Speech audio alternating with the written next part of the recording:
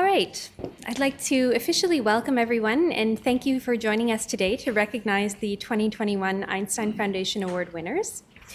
We'd like to kick off the evening with a panel discussion examining actions that funders can take to ensure that they're funding robust and high-quality science. Uli Deernagel was scheduled to moderate the panel today, and some of you may have noticed that I do not look like Uli Deernagel, hopefully. So unfortunately for all of us, Uli was unable to join us in person due to COVID. However, he is still going to say a few words via Zoom and the magic of the internet. Among Uli's many titles, he's the founding director of the Quest Center for Quality, Ethics, Open Science and Translation in Berlin at the Berlin Institutes of Health and the Charité Universitätsmedizin Berlin. And he's also been an important force in working with the Einstein Foundation to set up these awards. So I will now turn things over to Uli for a few comments. Thank you, Tracy. I hope you can hear me well. Is that okay? Yep. Yes. Super. So, dear Einstein Award winners, panelists, colleagues, hi Shai, I've spotted you there. I'm so sorry that I have to address you from solitary confinement at home in Berlin and I'm unable to be at the Academy with you. But thanks for allowing me to kick off with a few words via Zoom. Let me start by thanking the Einstein Foundation and in particular the benefactor of the award, Walter Wübben, and his Stump Foundation, but of course also Marsha, not only for hosting the event, but also her limitless enthusiasm and continued support for the award as a jury member. Many thanks must go to Ulrike. With her commitment and tireless activities, neither the award nor this event would have happened. Last but not least, thanks to Tracy for stepping in at super short notice. When I explained to her the intention and structure of the event just before she left, it dawned on me that maybe my COVID infection will turn out to be a boon for the panel because she will do a much better job than what I could. Allow me just a few words before I hand back to Tracy. You all belong to a group of research rigor champions, a term that I've heard first at a symposium organized by the NIH just a few months ago here in DC, using it in the title. We can therefore skip talking about the background of this panel. We all know why the discussion around research quality, around robustness, transparency, translatability is so prevalent and necessary, and why the UNESCO, the European Union, many funders, many university associations, many scholarly societies, etc., have all published statements, resolutions, memos, recommendations on related issues. These include also the pressing need to reform the reward and incentive structure in academia, which to me appears to be the root cause of the problem. Science is the most wonderful human endeavor, they say, but we have plenty of evidence that it is also producing a lot of waste and that public resources may be spent much more effectively to accelerate progress through science. COVID, I think, is the perfect example for this. Within months, science gave us several vaccines, probably the reason why I'm sitting here and talking to you rather than being ventilated on an ICU. But at the same time, we have seen tremendous research waste and inefficiencies, wasting opportunities for preparedness if, or maybe rather when, a next wave strikes of this or another pandemic. So it seems to me the question today for this group is no longer whether research needs to be more open, robust, and transparent. It's about how this goal can be achieved most effectively. The issue now is about how to get from policy to practice, to implementation. It is obvious that many stakeholders need to work together on this. First and foremost, of course, the researchers, but also academic institutions, learned societies, and particular funders. This is why the Einstein Award aims to recognize those that have already made major contributions, such as Paul Ginsparg by making research more transparent, by accelerating it and breaking down barriers, or the Center for Open Science by providing scientists with a framework for open research in their daily practice, or those that are about to make a contribution, such as the early researchers of the Many Babies Project by making research more reproducible. The funders, together with the academic institutions, are the most relevant gatekeepers in this system. This reminds me of a line from a famous German labor anthem of the 19th century. All the wheels stand still if thy strong arm so wills. I think this also applies to funders. They are tremendously powerful. Many funders have realized that their resources may be spent more efficiently, and therefore funders were among the first movers in the quest to improve the quality of research. This is why it's so relevant that you now share best practice, but also approaches that did not work or even had unintended consequences, and work together with other important stakeholders, such as the institutions. With this, I wish you a stimulating panel. I'm very much looking forward to the recording. And Tracy, thanks again for stepping in. All right, thank you very much, Uli, and for joining us at such a late hour, and for that nice overview of the discussion. There are many topics that we could discuss on today's panel. We might start by considering what rigorous and high-quality research looks like in different fields and how we make these assessments when we are looking at a proposal or a funding application. We might consider lessons learned from ongoing and past efforts to ensure that funders are supporting rigorous and high-quality research. And we might consider, what has worked, what has not worked, and what is it that we haven't tried yet that we should be exploring in the future. We might consider whether we need different approaches for different types of funding agencies. So not all funding agencies are the same. Some are run by scientists, whereas others are run by patient advocates or philanthropists or others who have resources that they want to invest in research and a passion for particular research topics. Furthermore, some funding agencies evaluate applications through peer review, whereas others give program managers and funding organization staff a great deal of freedom in selecting projects. We might consider the direct and indirect way that funding decisions are used in the incentive and reward structure for scientific research. So we know that decisions about projects by funding agencies are often made at the level of the research project, but we also know that when institutions are considering who to hire and who to promote, the amount of funding obtained is a very important metric that they look at. So we might ask how funders can engage with other stakeholders to create a culture that incentivizes robust and high-quality research. We might want to ask how we address bias within the system to level the playing field for everyone, and to ensure that we're conducting high-quality research that benefits community members and the full breadth of society, no matter what community they are coming from. We might want to think about how we transform a system where those in decision-making roles may be resistant to change as they have excelled, benefited, and been selected by the current system. And we might also ask what role funding agencies should have in supporting change makers. And change makers might include meta-scientists as well as others who are working to improve research culture and practice. Within the community of change makers, early career researchers are a driving force. We recently brought together a group of 54 early career researchers from 20 countries on 6 continents to talk virtually over 2 days about their experiences in founding, leading, and actively contributing to initiatives to improve research culture and practice. And what they told us was that one of the main barriers that they faced is that their work to improve science and research culture and practice was not recognized or incentivized or rewarded within the current system, and that it was often considered to be detrimental to their career progression. Furthermore, funding calls to support this work were rare. They were often challenging for early career researchers to apply for, and they didn't necessarily allow for the distributed networks that early career researchers were working in across institutions and across countries. It's very important that we think about the role of funders in changing these factors, because unless we change these factors, the people who have the most potential to change and improve the future of science are going to be forced out of the scientific system. These are all complex issues, and there are many other things that we could talk about tonight, and we will have time at the end to take questions from the panel as well.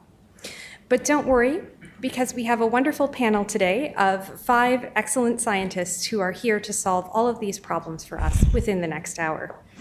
So with that, I'd like to introduce our panelists, and I will introduce you and I'll ask you to come up one by one, and you can sit wherever you like when you get here. Okay, so our first panelist is Dr. Marcia Mcnutt, who is the president of the National Academy of Sciences.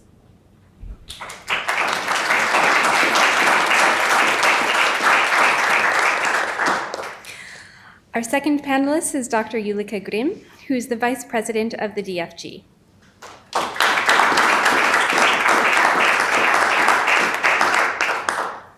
Our third panelist is Dr. Arthur Lupia, who is a professor of political science at the University of Michigan and recently finished a term at the NSF.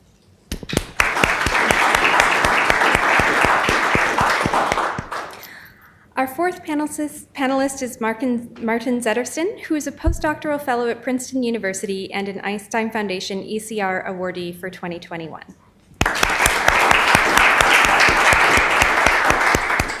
And I should also mention that, unfortunately, Dr. Kosia, who is Dr. Martin Zettersten's co-winner for the Einstein Foundation Award, was unable to join us tonight due to COVID exposure. Lastly, we have Dr. Michael Lauer, who is the NIH Deputy Director for Extramural Research.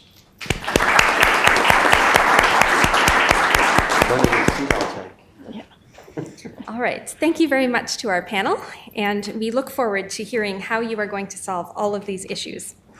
So as we explore some of these topics, I would like to encourage our panelists to share provocative and honest opinions about what's working, what isn't, and what we could do better. I think amongst this audience, there's no need to view the situation through an overly optimistic perspective. So I'd like to start out by giving each of our panelists 2 minutes to introduce their thoughts on the topic and share the ideas and themes that they think are important. And I will start with Dr. Lupia. Thank you. Thank you so much for being here, and thank you to the Einstein Foundation, the DFG, and the National Academies. We should be grateful to one another for the dedication to science that each of us has, and to research excellence. Research excellence isn't important because it helps scientists evaluate one another. It's important because it's critical to quality of life for people around the world.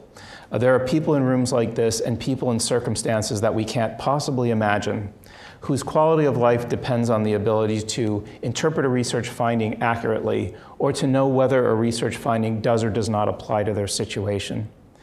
Research excellence, rigor, reproducibility, all serve to that end, helping us understand what specific scientific claims do and do not mean. In my view, the quest to improve research quality is heroic. It helps people overcome or think about managing challenges like the environment and COVID and poverty, and it also launches people on a path to opportunity and innovation, right? There's urgency in this topic. So I worked in government recently, and I can tell you in the US, our government agencies are really devoted to this enterprise, to research practices, to pursuing them that improve both the potential for accuracy, but also for applicability. You know, we ask questions all the time like, are the meanings clear from research that we fund? Or are they exaggerated? Or are they false? Because there are incentives in ecosystems to do that. We're trying every day to figure out how to restructure things to help transform findings into innovations. So at NSF, I'm not there right now, so I don't speak for them, but I worked there from 2018 earlier this year. And I can tell you there was a daily conversation about this, and some of the manifestations are, you know, we have rigorous peer review processes, and we bring in people from around the country, and their job is to ask very difficult questions about how we know what we know, right? And that's part of having a culture of rigor and reproducibility. There's an expectation in many fields that data produced from federally funded research will be made available, subject to privacy and legal concerns, with the idea that the more the data is available to people, the more that we can educate one another about what it means. There's a requirement that every proposal that comes forward has a data management plan. And requiring that at the beginning and having it be the subject of a review commits people to saying how they're going to curate data and make it available. And it's really important to get that commitment up front. There's the requirement that scholarly publications be put on the NSF Public Access Repository for free, again, as a way to increase the public benefit of research. And of course, we fund a lot of very innovative research, including our friends at the Center for Open Science. Right? So that's a big part of it. But what's great is just how this is working across the federal government. Some of you may know that a couple weeks ago, the White House Office of Science and Technology Policy, under the leadership of Alondra Nelson, announced a series of guidelines that agencies now have to build and follow to really up the game in terms of availability of publications, availability of data, and improvement of metadata and digital object identifiers that help make everything findable from everything else. When we do this together, we build a culture that facilitates clarity, that facilitates impactful innovation. And in my view, anyone who contributes to that is truly heroic. And so thank you for your efforts in that regard. Okay. Thank you very much. We'll go next to Dr. Mcnutt. All right, well, welcome everyone here. What a great day we're having to honor all these fabulous Einstein awardees. Many of the people on this panel today represent funding agencies in Germany and in the US. Now, the National Academy of Sciences is not a funding agency, but last year, just about a year ago, we started a new, what we're calling a strategic council here at the Academy, which is designed to bring together stakeholders across the research enterprise, everywhere from funders to those who execute research, publishers who actually make, do a final quality control, and also people who represent organizations that use science for public benefit. So groups like the EPA. And in pulling together this strategic council, we realized that excellence in the research enterprise is often stymied by either duplicative requests from these different groups or by inconsistent or actually counterproductive requirements. For example, funders really would like, when research is reported, that it's reported accurately. And so do journals. They don't want a lot of hype in the results. But yet, you get the press office from the university involved, and they really want to make the results seem monumental and help raise money for the university because of this great work being done. So those are actually counterproductive goals between the university, the funders, and the publishers. We also have universities that often evaluate their staff based on the kind of journal that it's published in or the number of citations it gets. But very often these measures are counterproductive to the excellence because you're probably not going to get a lot of citations on a null result, no matter how many people read that null result and realize that it prevents them from going down a dead end. So I hope that people here today will, first of all, monitor and keep track of what's going on with the Strategic Council, but also send us ideas of topics that we should take on that cross the research enterprise and really need funders, journals, researchers, and users of research to get on the same page. Some of the big topics we're dealing with right now are conflict of interest. I mean, how many researchers waste a lot of time doing a conflict of interest for their funder, and then a conflict of interest for their institution, and another one for the publisher? We want to streamline all of that so you declare once, but release the information to who needs it on an as need to know basis. We're also looking at putting out a new booklet on leading a lab. So many young researchers find themselves in the position of having to lead their own research group, and they have no training in it. So this is another project we have. We have many others on the books, and I look forward to getting input from everyone who cares about the excellence of the system. So thank you.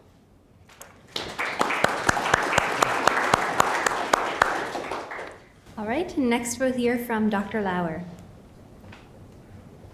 Okay, so thank you very much. I want to congratulate the Einstein winners, and it gives me great pleasure to be here. So a little while ago, a few weeks ago, I was asked to look at an article that got published in JAMA Open. The article describes every abstract that's ever been posted on our reporter website of grants that we have funded since 1985. And what the authors did, they used some kind of language processing system to see what kind of words scientists use to describe their work. Now, these are scientists who are describing the work that they are going to do, not the work that they've actually done. So I'm not sure whether the word monumental came up, but what these people did was they looked at how often words like innovative, cutting edge, transformative, critical, and there was a whole bunch of others, but adjectives that in fact they used the word hype, so adjectives that convey hype, or adjectives that appeal to emotions, as opposed to something that we scientists think of ourselves as being very objective, but these are more emotional terms. And what they discovered, not surprisingly, but they documented it very nicely, is that NIH-funded scientists have been dramatically increasing in their use of various hype terms over time.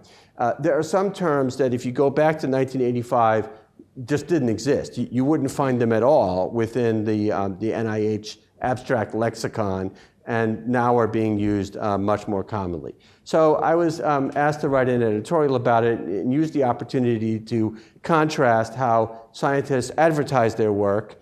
This is before they've done it, before the press office has had an opportunity to think about it, but how they advertise their work, how they describe their work, as opposed to what actually happens. And if you think about it, I think one common theme here is how open are the real results, not the advertisement, but the actual product behind the advertisement. And we've seen a variety of efforts on that. Some of them have been alluded to already. Public access, registration, for example, of trials, pre-registration of preclinical work. And one area which my colleague just brought up is the sharing of data. So this is something that NSF has been doing for a while. We're now in the middle of implementing a data management sharing policy at NIH. This will become effective beginning for applications in January of 2023. And essentially what we're doing is we're requiring all researchers who are producing data to submit a data management and sharing plan at the time of their application. And then once that plan is approved, then they have to actually go about and comply with that plan. And we're hoping that this kind of increased level of transparency will help a great deal. And I'm reminded, Brian, you did this study on preclinical cancer biology, and I have a slide that's taken from there on large percentage of the scientists would not even share their data. I mean, let alone whether or not the data were any good, but they wouldn't even share their data. So hopefully this kind of cultural change will make a difference. And I'll just end by saying that there was an article in a prominent journal that was describing our data sharing and management policy, and it referred to it as a sea change. So that's a bit of hype. No, seismic. No, excuse me. They didn't use sea, they said seismic. So that's their hype, not ours. Thank you. All right, thank you very much, Dr. Lauer, for that transformative statement. Next, we'll hear from Dr. Zetterson. All right. Everybody hear me okay? Is that? Yeah. I guess I'll start with stating the obvious, which is that I'm a little bit of the oddball on this panel. So I was thinking a little bit about what I might have to contribute to this conversation, being just a humble postdoc.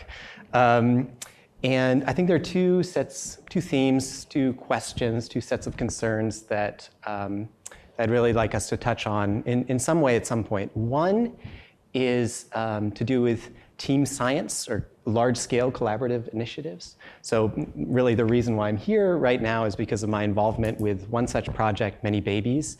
The reason I got involved is because they just strike me as fun, exciting ways to actually answer big questions in science at a scale that that you just can't do in individual lab studies.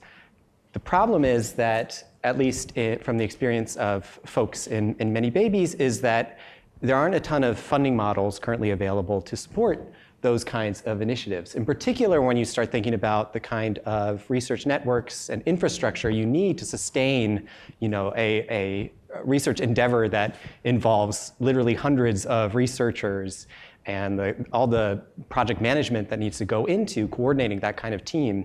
That's just a different kind of problem that, at least in our experience, we just haven't found the funding model that can help solve that problem for us. Okay, and then the second sort of set of themes or questions, or concerns maybe, are a little bit more personal, maybe the perspective of an early career researcher confronted with this changing landscape. So I started grad school in 2013. So I feel like I've sort of grown up in this evolving landscape of open science and focus on robustness and transparent practices.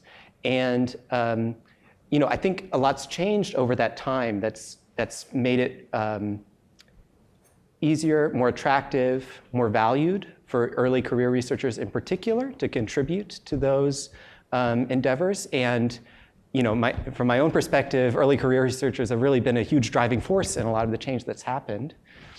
At the same time, my subjective sense is that the incentive structures are still not terribly well aligned with engaging in open, transparent practices. That's true for everyday practices. Practices on the more individual level, like registered reports, pre-registration, sharing materials, data, code. I'd say in general, my impression is that when it comes down to just very pragmatic decisions that you have to make as an early career researcher, the way that those contributions are evaluated is more as sort of window dressing, but definitely not important to the core of what you're being evaluated on. And then it relates back to the first theme too, of team science, collaborative science, where, again, my subjective sense is that it's still not really clear how to evaluate contributions to those kinds of endeavors. So a common response that I get is that people get very excited when I talk about team science projects, or me and other collaborators in a similar position to the one that I am in. But at the same time, you then get some very wise sort of pragmatic advice from your advisors to not spend too much time on that and not worry about that too much, because ultimately they know that the way that's probably not going to help you get hired at most institutions. So if you're interested in staying in science, in getting hired at an academic institution, it's just pragmatically speaking, probably not the best use of your time, Einstein awards notwithstanding. So those are the two sort of sets of topics that I'd love to touch on at some point.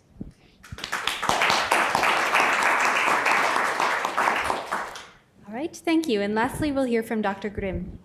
Thank you. It's a pleasure and an honor to be here. I will give you a rough idea of how the German Research Foundation is handling things these days. I'm more than happy to go into more critical details later on.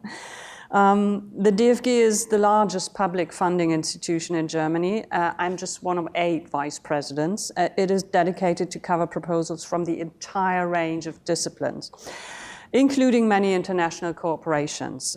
Such a large funding body operates according to its own institutional rhythm. Our fairly complex system, based on clearly separate steps of reviewing, evaluation, and decision, cannot be modified overnight. Since 1998, we had been working with a white paper regulating research integrity in combination with rules of procedure for dealing with scientific misconduct. By 2019, these instruments were transformed and reintegrated into our new Code of Conduct guidelines for safeguarding good research practice. So you can immediately see a turn from negative to more positive aspects here. Under this title, you find a threefold structure. On the first 2 levels, we offer abstract principles and explanations, while the third level presents a sort of living handbook, a digitally growing and adaptable reference framework collecting the activities and experiences of different stakeholders in Germany And this new code of conduct covers aspects such as the organizational responsibility of the heads of research organizations, performance and assessment criteria, ombudspersons, cross-phase quality assurance, research design, usage rights, documentation, public access, authorship, you mentioned it, the individual ascription of achievement, or what we need to make visible the achievement of teams, archiving and the confidentiality and neutrality of reviewing processes. Generally speaking, this code is meant to cultivate a professional research ethos at a very, very early stage. In the German context, it was designed to carefully balance the constitutionally granted freedom of research and the responsibilities inseparably linked to that. And we might have to discuss a couple of national differences here. As we are all very aware of, our topic today is embedded in a notion of research culture. We talked about that over lunch already, encompassing a number of complex issues linking science and scholarship to multiple social and political and economic transformations, business models and business practices.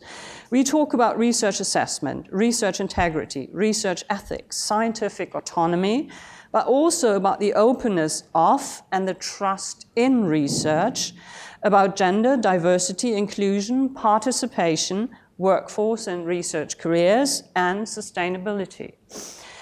To deal with these many aspects as systematically and convincingly as possible, the head office of the German Research Foundation set up a so-called Forum Research Culture in June 2022 to integrate the many national and international debates and activities.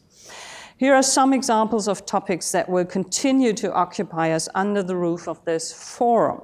Next to the new code of conduct, we are continuously working on our so-called research-oriented equity and diversity standards towards a more intersectional consideration of individual talent.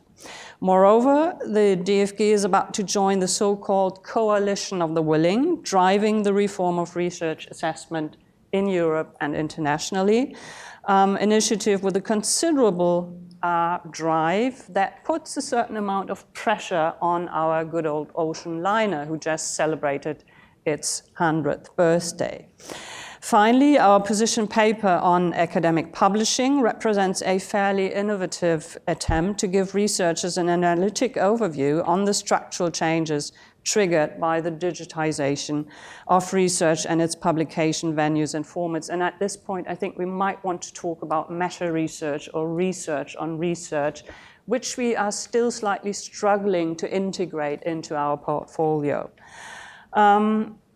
With these different initiatives, DFG has tried to carefully integrate its first principle of the separation of the 3 steps I mentioned earlier through a complex procedural machinery granting checks and balances with internationally pushed impulses to reform research assessment. In some cases, such as our guide for quality promoting aspects in medicine and biomedicine, we proceed from discipline-specific responses to a rapidly changing scientific ecosystem. In any case, however, we have to make sure that modified norms and incentives will work across the entire range of disciplines and research fields. From my personal point of view, it is quite a challenge to steer our fairly big ocean liner through these important reforms, as Uli, I think, would confirm. It's a pity he can't be here with us today, and our president, Katja Becker, is doing a fantastic job actively responding to the challenges surrounding us. Just like all of us working for the DFG, she is, however, aware of the possible dilemmas lurking in the important transition from quantity to quality-driven assessment criteria and a dedication to open science. These challenges do not simply represent political tasks to be fulfilled by nudging and box ticketing.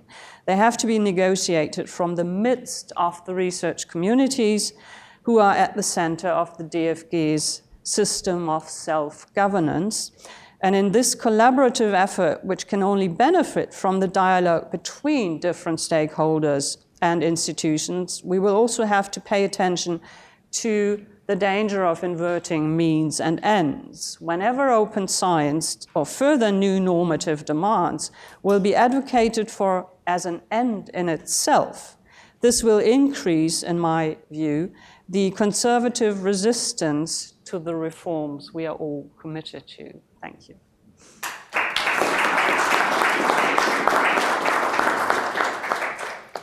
All right, I have a series of questions that we'll start off by exploring, and there won't be time for every panelist to answer every question, and I will ask you to keep your responses short and concise, which I know is always a challenge for academics, but we'll do the best we can here.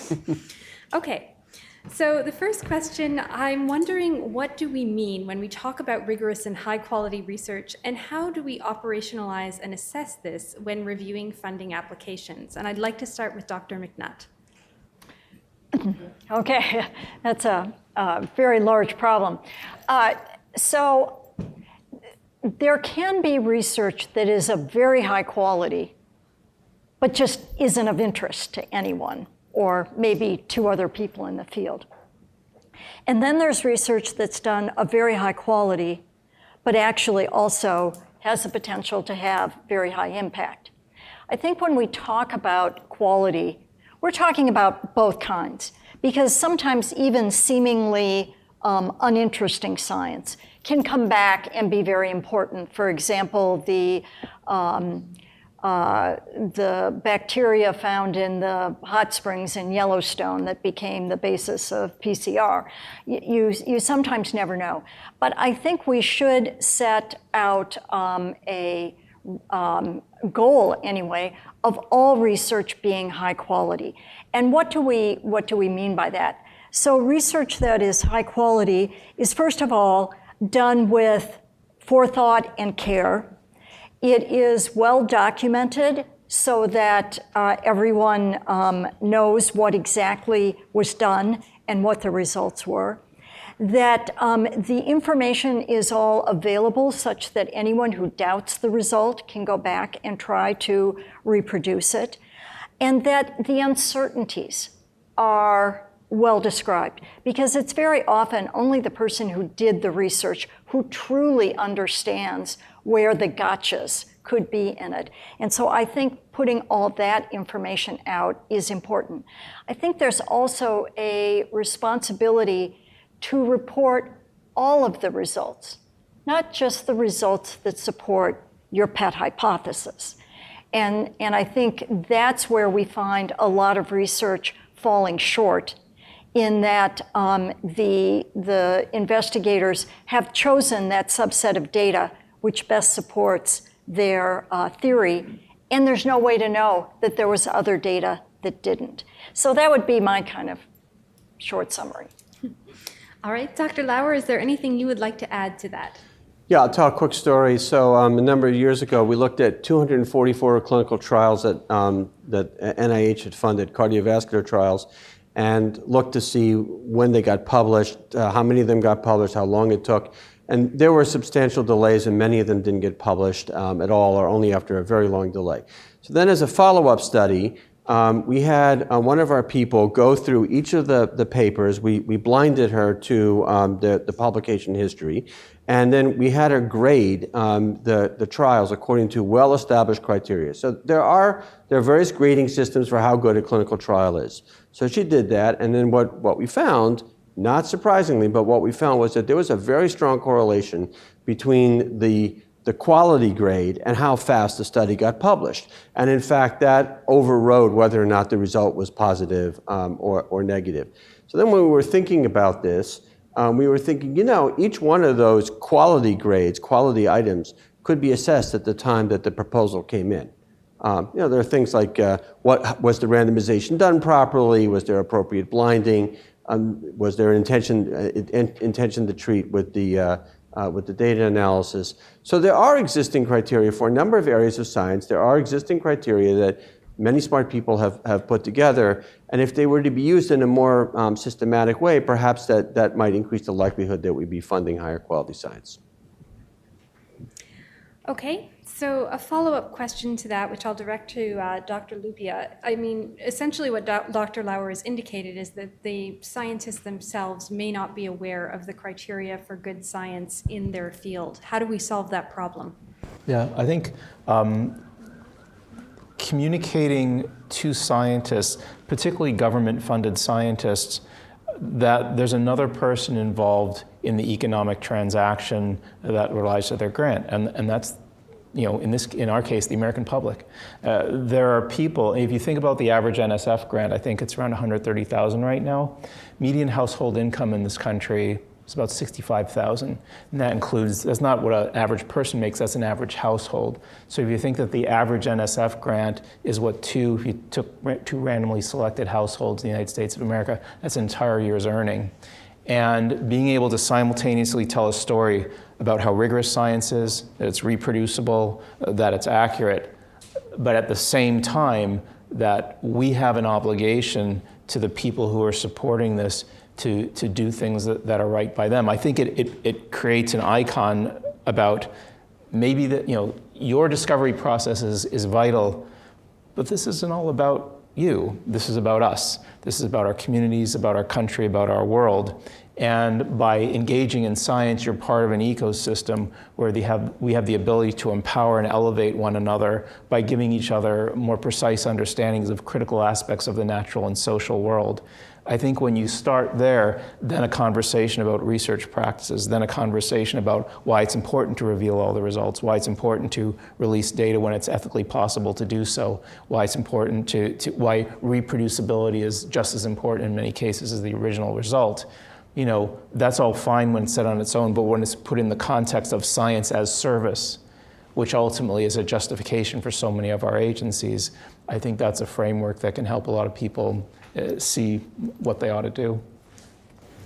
Okay, so Dr. Lupia suggested that we should appeal to our scientists' higher moral character, except that we know that they're working in a system where the incentives are for something else. They're towards career building, getting funding, getting publications. So how well is this going to work? And I'm wondering, Dr. Green, what you think about this. That's a tricky one. Thank you, Tracy. Thank you. Really gotcha questions. Try to be as diplomatic as possible because I believe... You can pass to a friend if you like. We are in the middle of a very complex period of transition. And I think necessarily this takes a lot of patience and also sustainability to get through this. And in those periods of transition, there is almost necessarily, I think, a certain crucial discrepancy between the normative setup of the old time, so to speak, and the new cultural attitudes we would like to initiate. So there will be, I suspect, a group of people or even a generation who is in some way negatively involved in that period of transition because there is that phenomenon of incompatible standards and lots of unintended consequences. This is simply what cultural change is all about. It doesn't happen overnight. And this is why I think we have to take particular care of our younger colleagues, early career research, who are very often among those who are particularly confronted with these discrepant and double standards, because we require them to do one thing, and implicitly and tacitly, we all know that they have to be something completely different to be rewarded. Mm-hmm. I'm quite worried about that. And I think in the German system at the DFG's self-governance, we have to change our system of representation. It is no longer sufficient to just talk about the younger colleagues. We have to bring them in to talk with them and to collaborate with them when we want to change the system.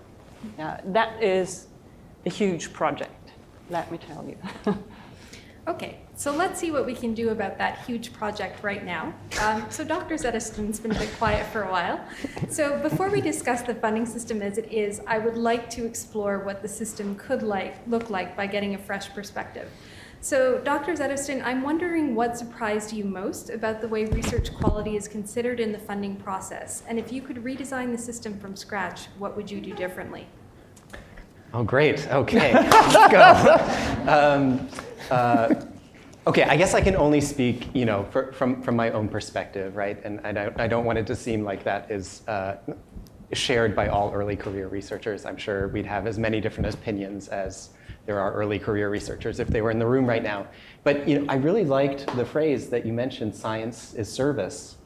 And I think that really resonates with me. And I think it's actually at the core of some of the reasons why I got really excited and interested in team science and collaborative science, because it seemed like that is the most it ever felt to me like I was actually a scientist participating in a scientific process, answering a big question, that is of broad impact to, beyond like this little bespoke question that I formulated, in the quiet of my little desk.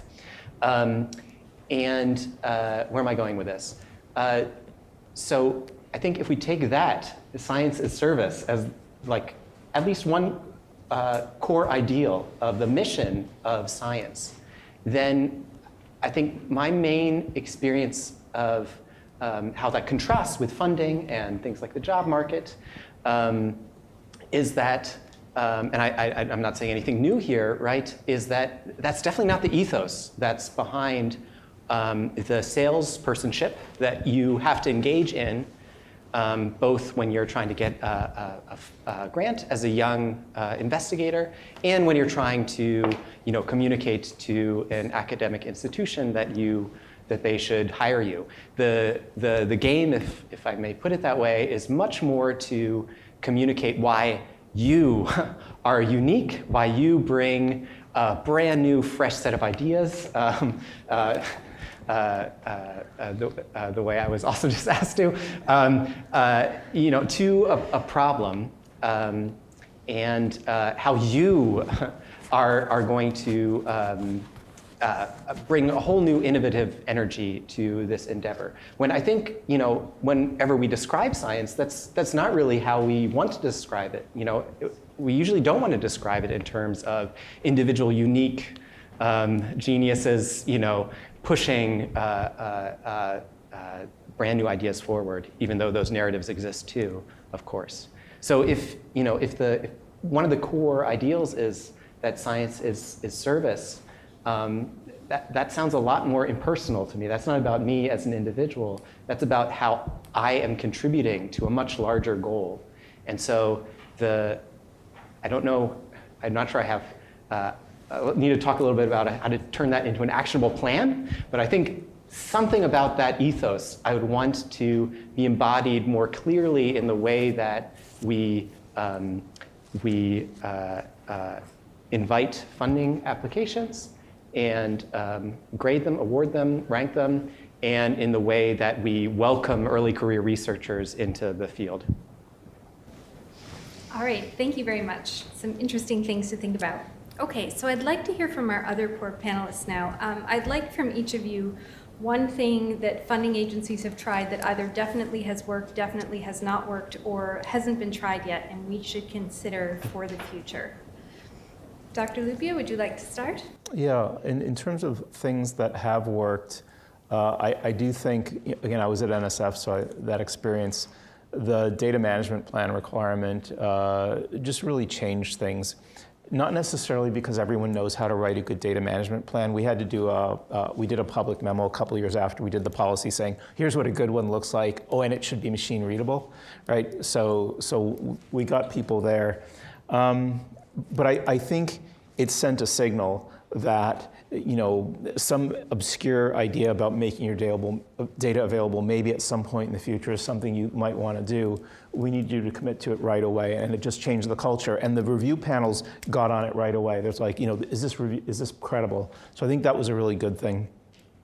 I think that where the agent, I love my agency. I mean, and the people who work there, I respect them.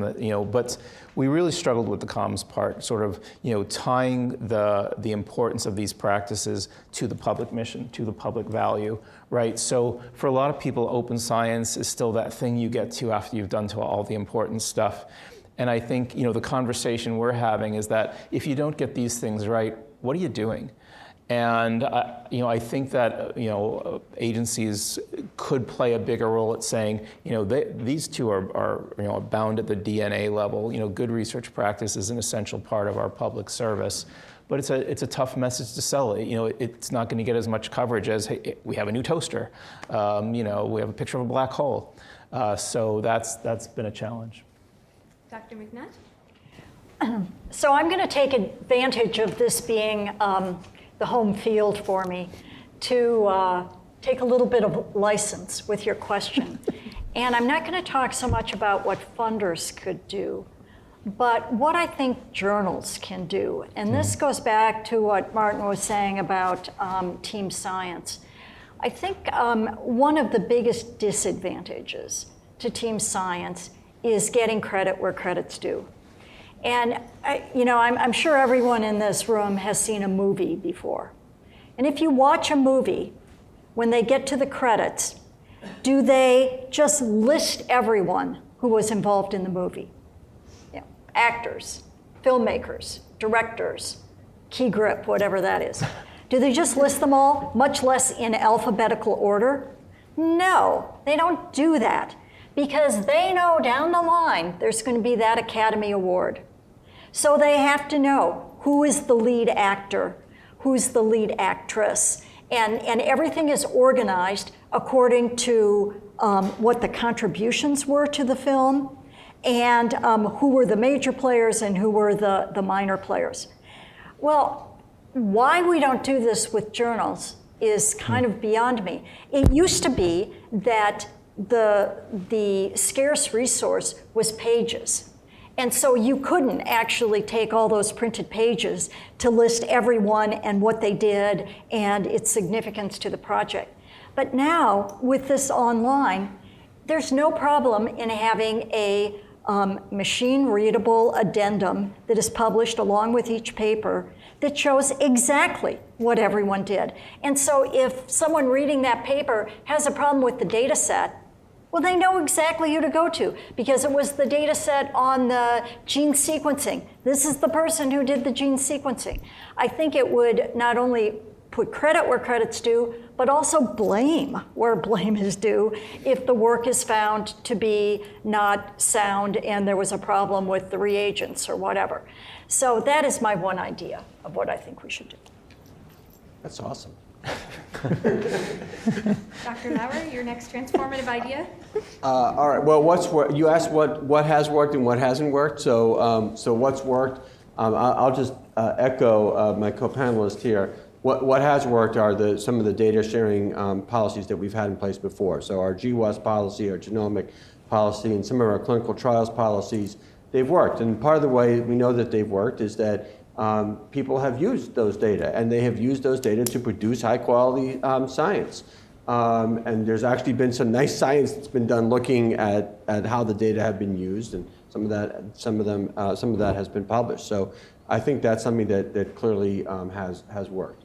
What I'm not sure has worked, or maybe not, we don't really know whether or not it's worked, are the new application requirements that we put into place a number of years ago. So we implemented a number of new application guidances and requirements.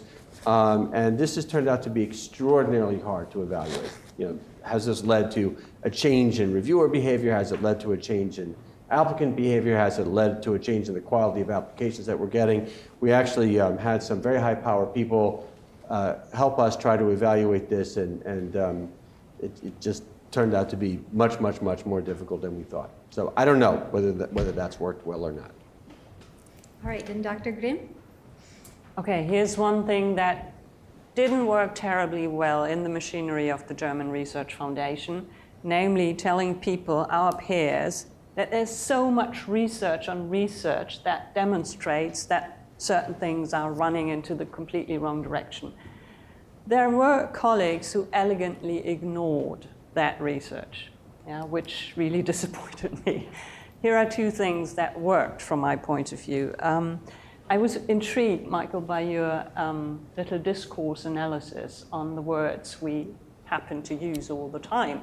Now, language, I don't think, is a neutral container into which we can pretty much stuff everything. Words do something. They affect the content and what we want to talk about. So this is why we changed the CV templates. You have to hand in for a DFG proposal. Very simple, tiny measure, I think with a huge impact, because the new format allows people in a much more differentiated and quality-driven way to point out what makes them special and different, also in narrative ways.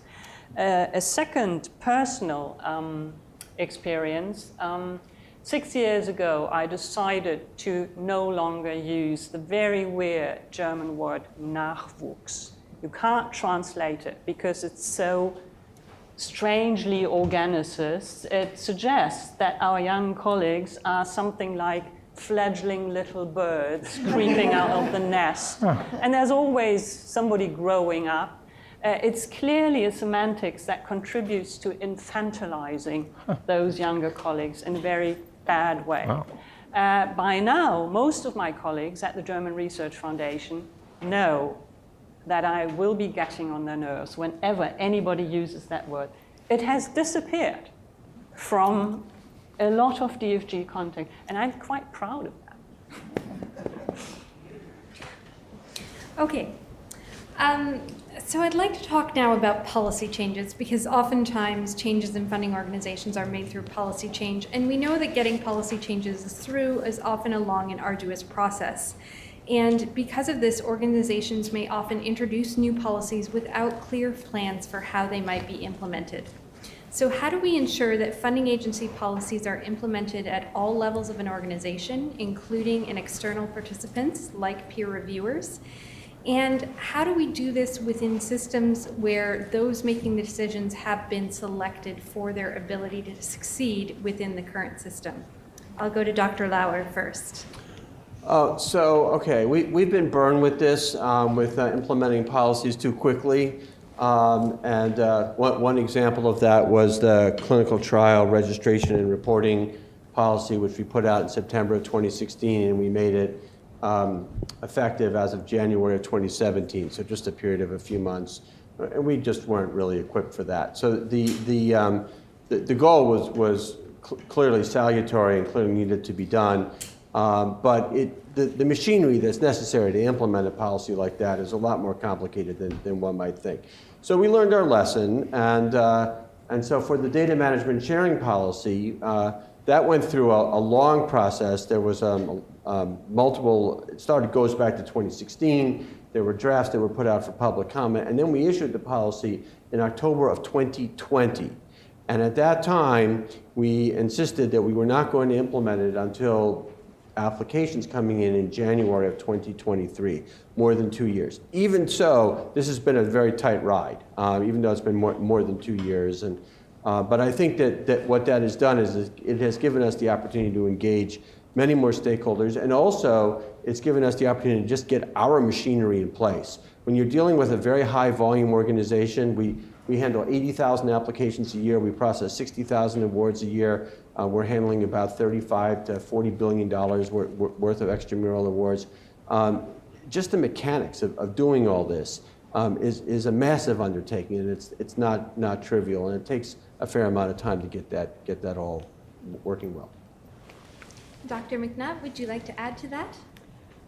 So the only thing I'll add to that is there's probably no organization that has more claim to consist of the people who have thrived under the current system than the National Academy of Sciences. I mean, after all, no one is elected a member unless they thrived under the current system. And yet, I have found that the National Academy members are very open to change. And what you need to show them are data. You give them data, to show how the scientific community is not benefiting from the status quo. And they don't care if they benefited under the old system, because they realize that some people just know how to play the game very well. You give them a new game, they'll play that game well too. And so, I think that it's really getting the evidence in front of people about what the downsides are of the current system and showing them the benefits of doing things differently. And even a group whose average age is 72 years will change. Okay, so I'd like to go to Dr. Grimm next, because she suggested that in her context, she's found people are effective at ignoring the meta-research and getting the data might not be the best approach. Dr. Grimm, how do you feel about this? Well, I didn't really talk about data, but about research, which I think is a different story. What we had in mind is papers from the field of science and technology studies, the sociology of science.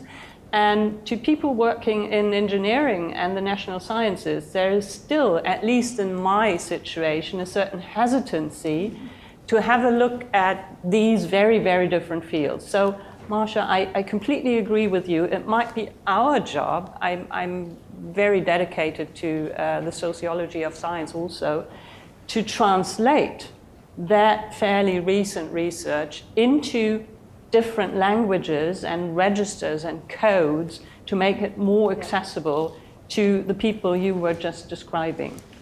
Yeah. All right, and Dr. Lupia, what do you think? So I think just in terms of how to build a change that works and how to have it be acceptable, I think there's two stages. I mean, first there's the notion of credibility and how you build credibility for a change, because it'll be a new thing.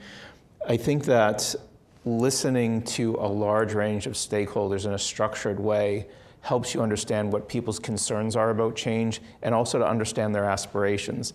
And when you can find the intersection of that and the core values that drive you to the change, you have the ability to repeat the story back in a way where lots of people can see a path for themselves in this new world, even if they're a little challenged by them. This OSTP memo that came out a couple weeks ago, I think was a product of that. I was co-chair of the subcommittee on open science for a couple of years, along with great colleagues from NIH. And the credit I'll give to OSTP over a long period of time is they really brought the agencies in and didn't demand that change was made, but there was a lot of conversation about, what values do we share, and then how do we implement those. So I think that helps with credibility.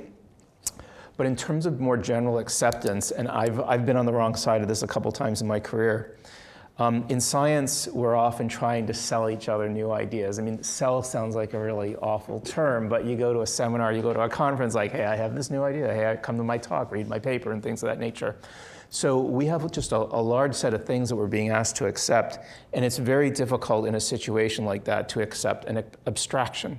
So I was telling Tracy, the best insult that's ever been hurled at me, and I think it was in Brooklyn, I was sitting with a Nobel Prize winner with a bunch of other open science people, including folks from COS, and we were talking about how great open science was and how it was going to change the world.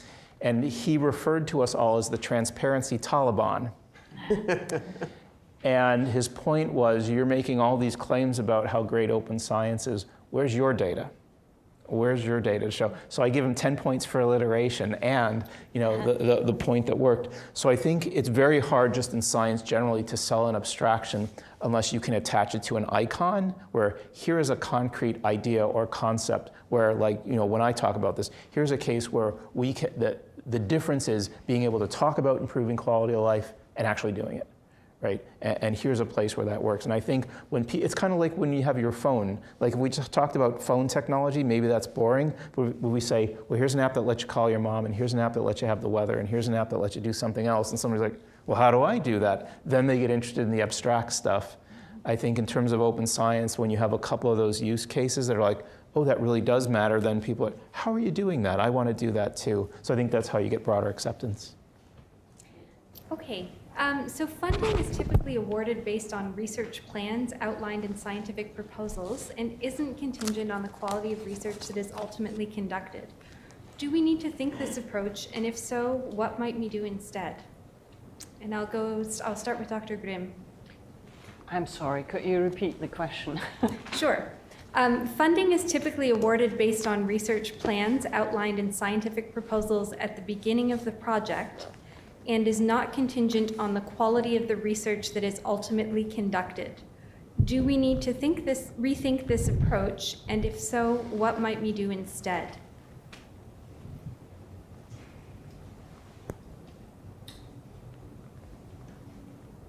Well, the German Research Foundation is not yet ready to change that procedure because our procedure is to rely on work done and sketch out the proposal. If you turn that around, you turn around quite a bit.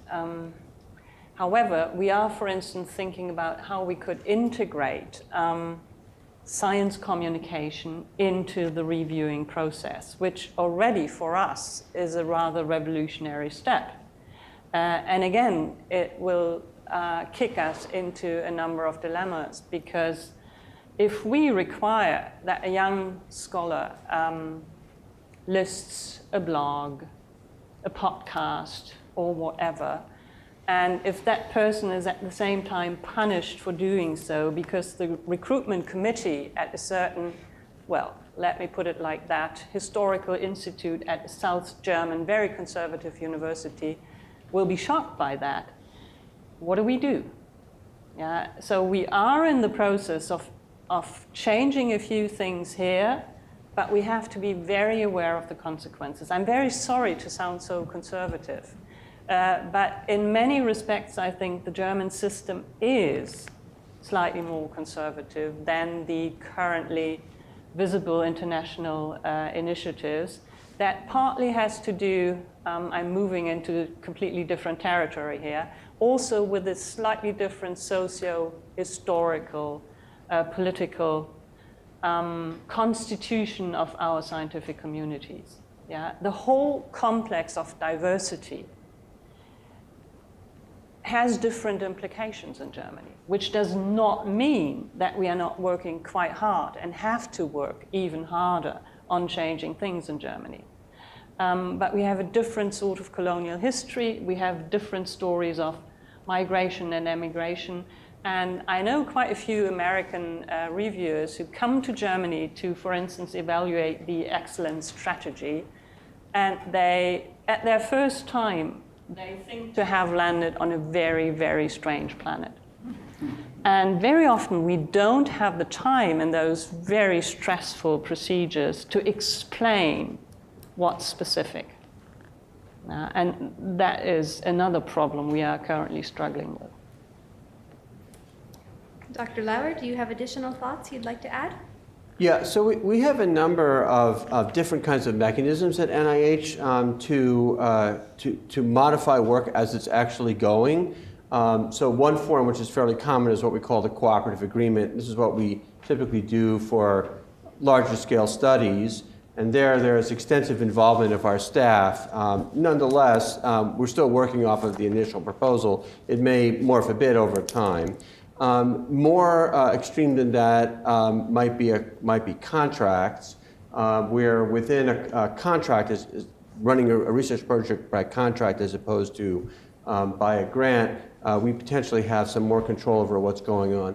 And the most extreme is something that we call Other Transaction Authority, or OTA. So Other Transaction Authority means it's not a grant and it's not a contract.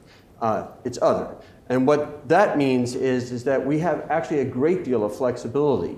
We have a great deal of flexibility in how we decide what project we're going to fund. We don't even necessarily have to do peer review.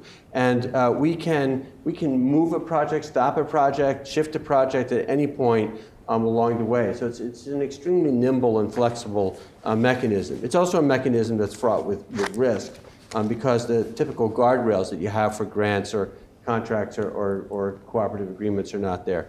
But we're doing a lot of other transaction authority. It's about $1.5 billion a year of our projects are being funded through other transaction authority. One example, and it's just one example, is the project called Recover, which is dealing with long COVID. Another project is the Community Engagement Alliance, which is a a study on how to engage communities in COVID research. There's a whole variety of these. But these are examples of addressing exactly the problem that you have of that we're not frozen with the original proposal, but we can shift things along as things happen.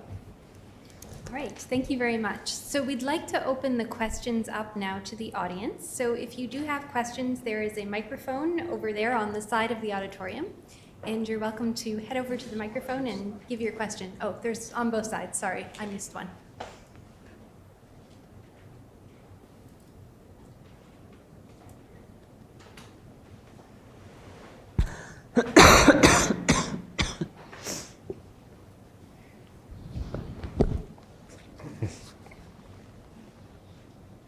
Hello, good evening. I'm Jennifer Sorrenti from the U.S. National Endowment for the Humanities, which is another small federal funding body.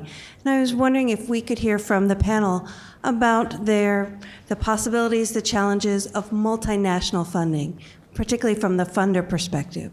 We know good science happens everywhere. We know good humanities happens everywhere. How do funders enable that within their specific national contexts as well? Thank you.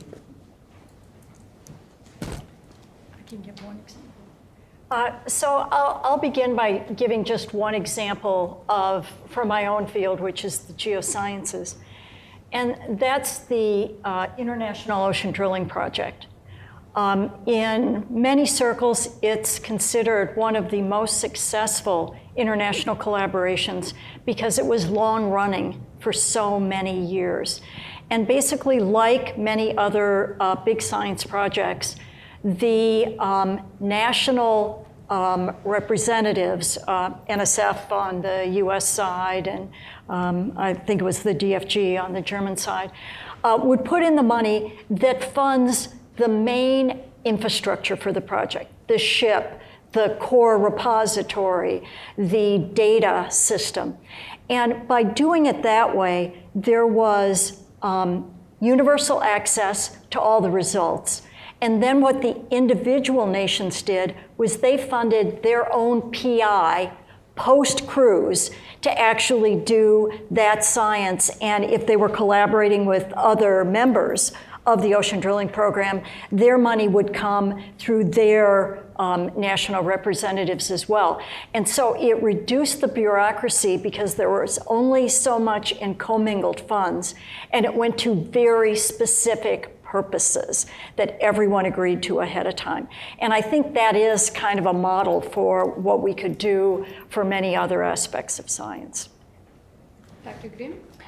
The German Research Foundation has a number of wonderful bilateral and also trilateral programs. I'm just picking out one because I love the multilinguality of that program, which brings together researchers from France, Italy, and Germany. And in those committee situations, I'm afraid nobody speaks English. Everybody speaks his or her own language, and everybody has enough passive linguistic competency to listen to the others speaking their own languages. I'm mentioning that because I think many languages are also a vital part of our efforts to diversify the research culture and the research landscape.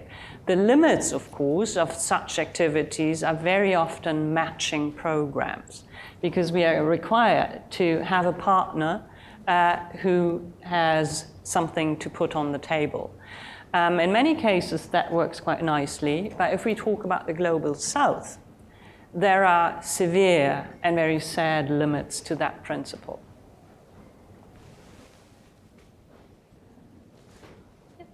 I'd say, I'll say a bit, but I'm going to tell you something you already know. If you ask me to sort of increase or maximize the amount of international sort of focused research done in the next year in my position at NSF, the way I would do it is I would do a call to American universities to send us a proposal to house things there. Not because it's optimal, but because to do, like when I was at NSF, we did something with NEH on documenting endangered languages. And the paperwork that you have to do to get an interagency agreement is just unbelievable, right? And so, you know, it's actually was easier in some cases for us to work with other national science foundations than internally. So if you said, look, you have a year increase, you know, international stuff, and say, great, we're going to create a program where we can give a grant to the University of Houston and they do it. And, you know, that's, so you knew that already, but just for everyone else. Yeah, so there are different models. Perhaps the most common model is where we give an award to a domestic institution, and then the domestic institution gives a series of sub-awards to international collaborators. That certainly happens quite often, and that's probably the most common model. We also fund projects outside of the United States. It's a very small percentage where the primary awardee is international. But a number of our prominent projects, some of the projects involving HIV, Ebola, so forth, have, for obvious reasons, occurred outside of the United States. And then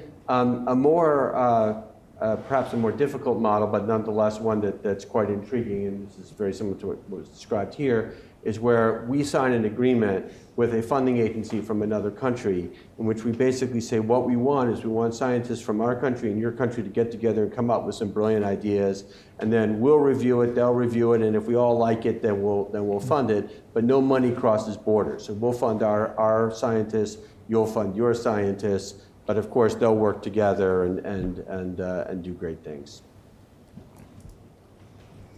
All right. So we have widespread consensus that less paperwork is a good thing, and that requires more talking. Okay, are there other questions from the audience? We have solved all of your problems?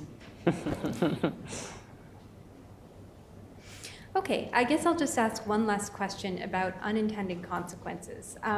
When you've implemented a policy and you start to get signals that unintended consequences may be occurring and they're not desirable, what do you do in that situation? How can you course correct?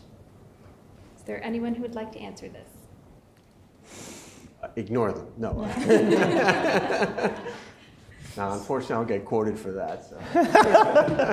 Well, I believe strongly in doing pilot projects.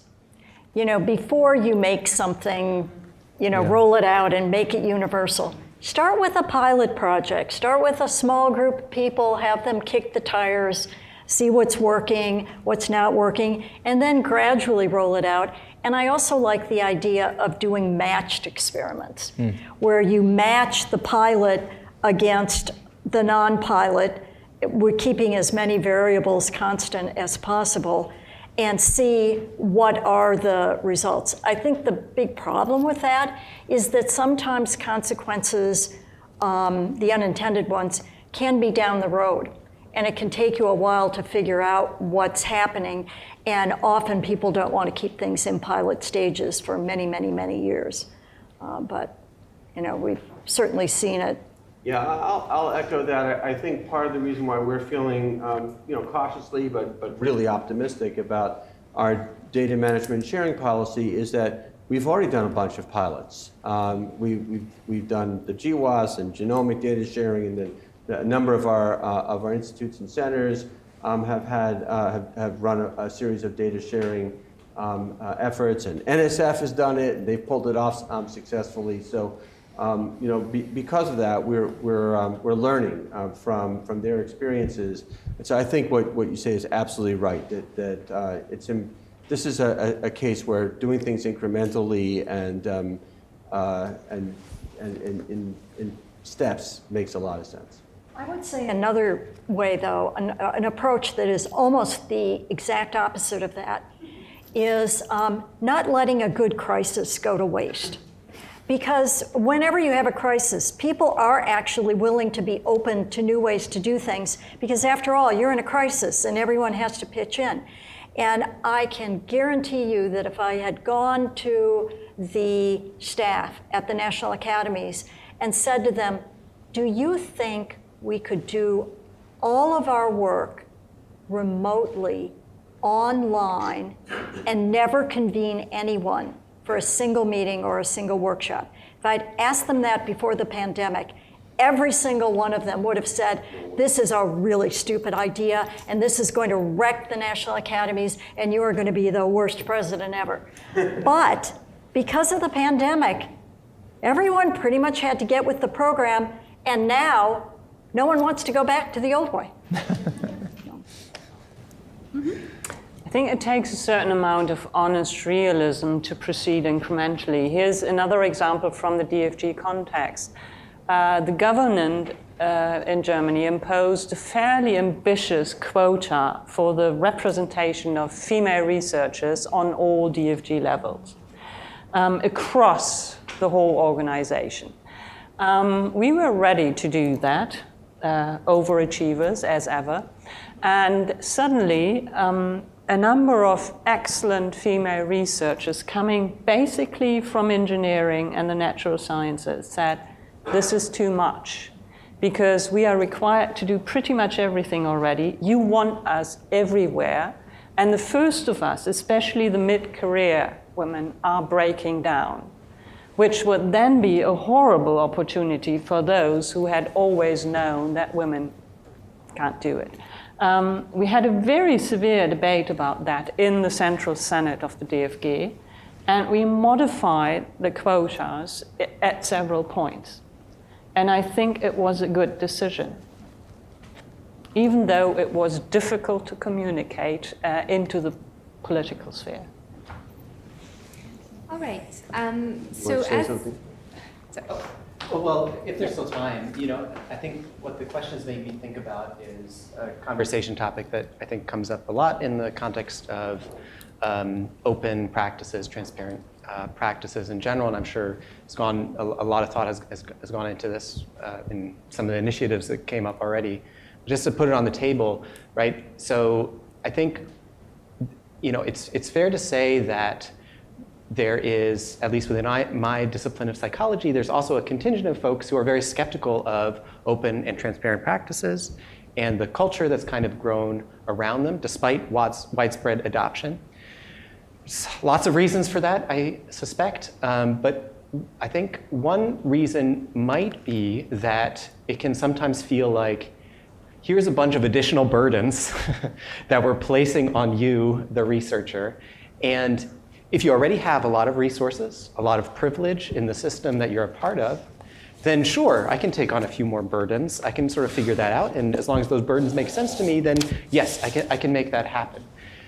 But if you don't already come with a ton of resources, a ton of privilege, like a central position within the community that's imposing those additional, very well-meaning practices, then it seems reasonable to me to have a sort of the opposite reaction of like, great, here's some, even more things that make it difficult, that make it not possible for me to participate in this system. And so, I don't have the answer really about how to best manage those sorts of dynamics, because ultimately I suspect it comes down to a lot of systemic issues that are just difficult for us to solve in general. But it seems especially important, in the context of these sorts of initiatives that, I very much believe in, but to kind of do the best that we can to really keep that communication open with scientists, not just, sitting at the most prestigious institutions, occupying the most privileged positions within the community already, keep that dialogue open so that we can really figure out how to make those policies work for people beyond the people who can already sort of assume the burdens that the system imposes. I don't think I'm saying anything new there, but I just wanted to bring that into the conversation. Yeah, and I think that's a very important point to remember, because doing good science does take time and it takes resources, and certainly there are big differences across the scientific community, especially when we think globally about who has access to those resources and who doesn't. Okay, for a final summary, I'd like to go to each of our panelists and just quickly have them say one action item that they would love to see implemented or one big takeaway from this discussion. So we'll start at this side. Yeah. My one piece of advice is don't go to promotion and tenure committees. Because you might think that's the way to do it, but there's a line out any door you can imagine of people trying to change what they do. Think about other ways within the current incentive systems to do that. And I would say the Center for Open Science was genius at this through the top guidelines, which basically, we know everybody's trying to publish in the journals, so get the journal editors to help raise the standards. And things like open badges, we know people like little rewards for doing the right things. And they put little pictures next to your article and your title, and it turns out people like those too. If you work within the existing incentive structure, you can get a lot done. But promotion and tenure committees, you're gonna have to take a number. Wow. So there's been so much that we've covered here, but I think one thing that I take away from this is just the importance of getting these different perspectives from the young researchers, from who might feel that they are overburdened to have to do things that they weren't intending to, for women who already feel like they serve on every committee and don't want to. And I think from established people who understand that there probably is a reason why things are the way they are, but we've just all forgotten. And so understanding what is lost by changing things as well as what is gained. So I think that collective wisdom and collective bargaining is important in changes. I think one of the key themes of the winners of the Einstein Awards is the importance of transparency and sharing and openness, and anything that we can do to enhance communication and sharing of information, resources, data between scientists, among scientists, and with the public is a good thing. I really liked the metaphor earlier that you brought up about co-authorship as kind of or an analogy to film credits. And I think running with that analogy, the change that I'd really like to see is to think more broadly about what it means to be an important player in science beyond, the lead actors. And at lots of different levels, whether that's, how people, the sort of guidance we give peer reviewers on grants, whether that's about, how the CV is structured and what sort of contributions you're invited to discuss, making it easier and more having a broader sense of what is valued in terms of making a contribution to an important scientific project. Because, I would really like to make movies with not just people who have only experience being lead actors, but can sometimes be really excellent character actors. It can be really make pristine visual effects, because those are the things that bring movies to life. The Academy Awards couldn't give an award for cinematography if they didn't know who did the cinematography on this. And I think that our reward system, Einstein is trying to change that, but our reward system is so narrow because we only know this list of authors and who was the lead person. Think how many more meaningful science prizes we could have if we understood exactly all the things that went into making that paper. Yes, I'm completely on board, yeah. Okay, it might surprise some of you, but building and rebuilding publicly funded institutions can be sexy. And I think that message has to also be spread to our students. We haven't talked about them. We have stuck very much, and for very good reasons, to us as researchers. But we should also include them in some of these considerations. And I think one of the important things to remember here is that the system needs to change, and these are complex problems, and we won't get it right the first time, but we need to try. Because if we don't start, we don't learn anything, and then we don't make progress. Even if we start and we get it wrong, we've learned something, we try again. Hopefully, we do a little bit better the next time. And so waiting is not an option. We need to move forward, we need to try, and we need to learn. And we need to understand that it will take time.